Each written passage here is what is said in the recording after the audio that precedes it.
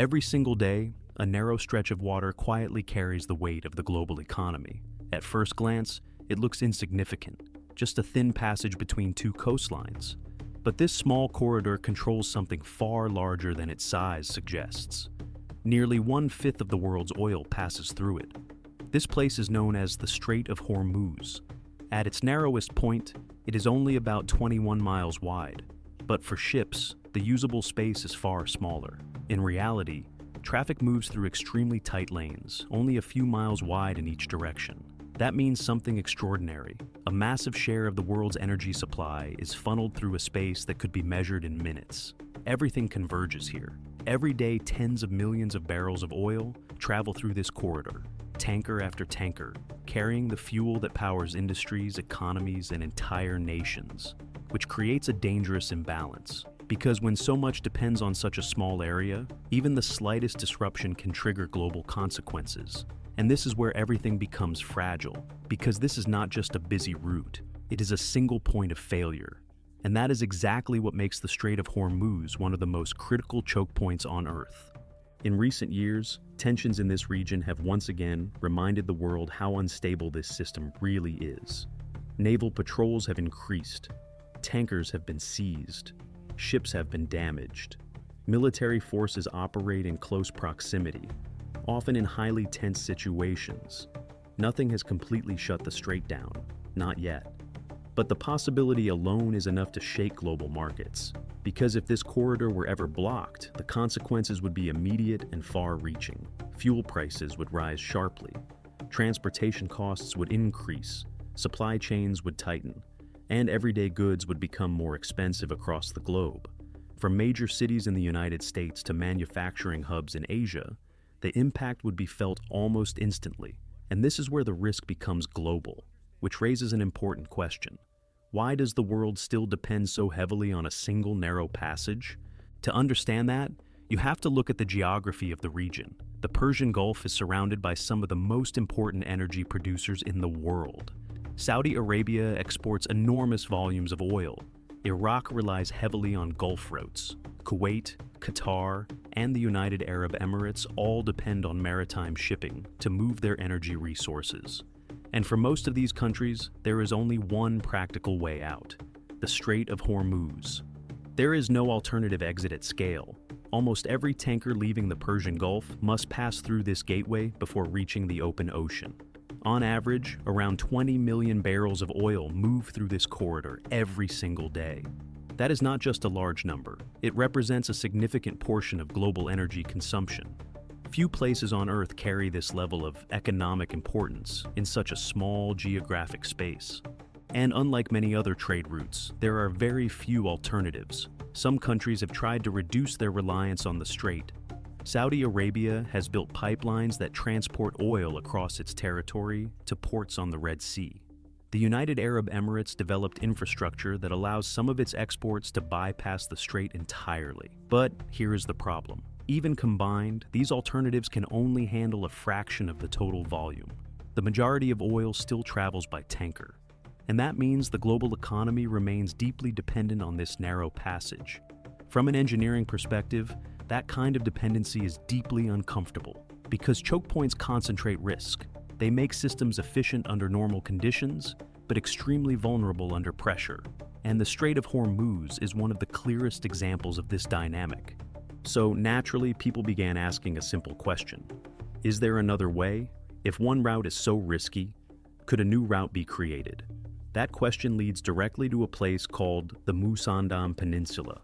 This rugged piece of land belongs to Oman and extends into the Strait of Hormuz. At first glance, it appears to be just another stretch of coastline. But when you look more closely, something interesting becomes clear. In certain areas, the distance between the Persian Gulf and the Gulf of Oman is surprisingly short. Only a few dozen miles of land separate the two bodies of water. And that sparks a bold idea. What if a canal could be built straight through this peninsula? Instead of forcing ships through the narrowest and most sensitive part of the strait, tankers could take a direct route to the open ocean. No bottleneck, no reliance on a single choke point. A complete redesign of the route. It sounds like the perfect solution. But this is where the idea starts to break down. Because the Musandam Peninsula is not flat terrain. It is part of a mountainous region known for its extreme landscape.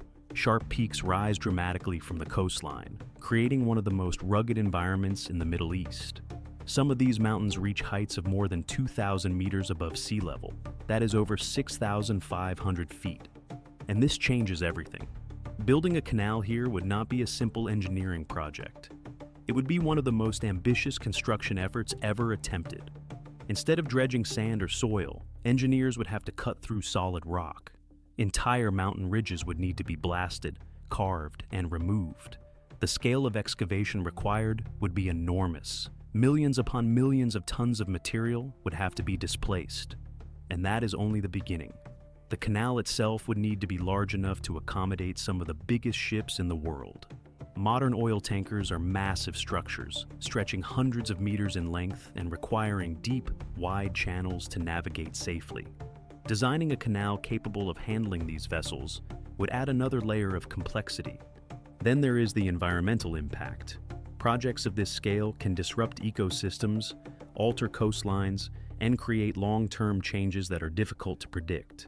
Managing these effects would require careful planning and significant resources. And of course, there is the cost.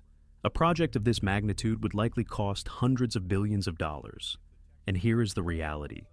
Even the most expensive infrastructure projects in history would be overshadowed by something on this scale. But engineering challenges are only part of the story, because there is another factor that may be even more difficult to overcome: politics. The Musandam Peninsula is part of Oman, and as of today, there is no official plan to build a canal through this region. Oman's development strategy focuses on tourism, trade, and regional infrastructure, not on carving a massive shipping corridor through its mountains. For a project like this to move forward, it would require extraordinary international cooperation. Governments would need to agree. Investors would need to commit vast amounts of capital. Long-term security arrangements would need to be established. And even then, there would be no guarantees, because building a canal would not eliminate the underlying problem. It would simply move it. Instead of depending on the Strait of Hormuz, the world would depend on a single artificial channel. And like any channel, it could still be disrupted. A ship running aground could block it. A targeted attack could shut it down. Even natural events could interrupt its operation. In other words, the global economy would still be vulnerable, just in a different location. That raises a deeper question. Is it possible to fully escape geographic constraints? Modern trade often feels global and interconnected, but it still depends on specific routes and physical pathways. A handful of choke points continue to shape the movement of energy and goods across the planet. When these routes function smoothly, they are almost invisible, but when they are threatened, their importance becomes impossible to ignore. The idea of a canal through Musandam represents an attempt to redesign this system, to reduce vulnerability, to create a more secure flow of resources. But geography is not easily changed. Mountains are difficult to move, and political realities are even harder to navigate. For now, the Strait of Hormuz remains exactly what it has always been: a narrow passage with global significance, a critical artery for the world's energy supply, and one of the most fragile points in the entire system. As long as the world continues to rely on this route, the idea of bypassing it will never disappear, because the stakes are simply too high, and the risk is always present. A single disruption could send shockwaves across the global economy, and that is why this question keeps coming back.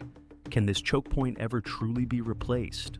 Or will the world always depend on a corridor that is far smaller than the power it carries? If you found this breakdown insightful, make sure to hit that like button. It helps us keep the lights on and the research moving.